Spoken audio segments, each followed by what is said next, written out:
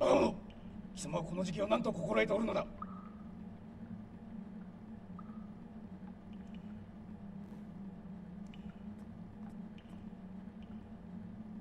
なぜ民間人がこの地下壕にいるのだ。あの娘たちは避難民であります。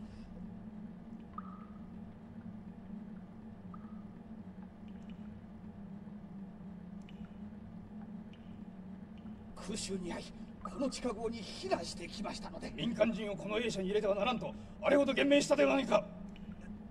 ですがこの激しい爆撃の中、あのような不女子を保護せぬわけには。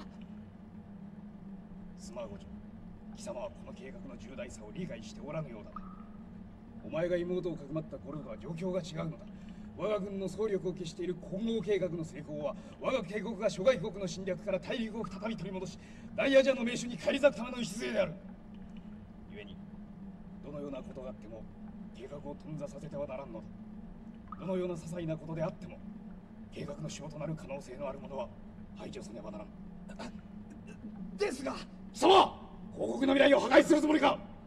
もし混合の秘密が奴らに漏れてしまえば全てが無に帰してしまうのだぞ。少佐殿、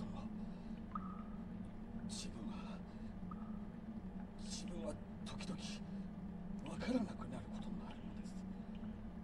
この戦争が一体いつから続いているのか、本当に終わるのか。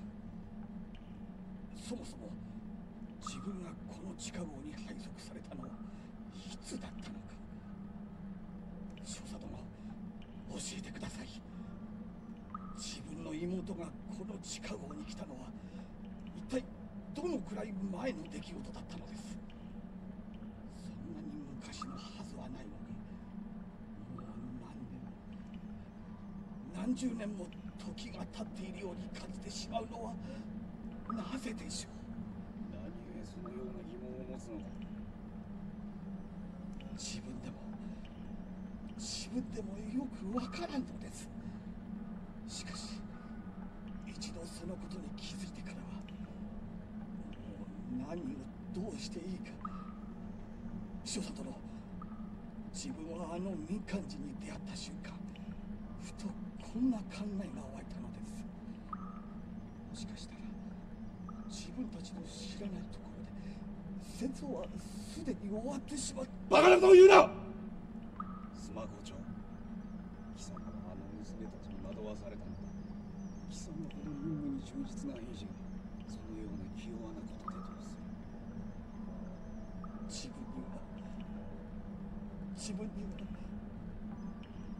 自分は一体どうしたらよいのでしょう。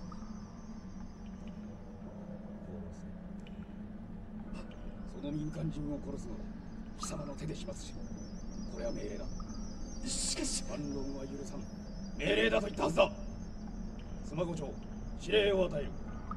我が軍は混合の秘密をどうあっても厳守せねばならん。よって我が軍のあらゆる情報の漏洩の危険を抑止し、その薄れのなる者は必ず排除せよ。いいか、必ずだ。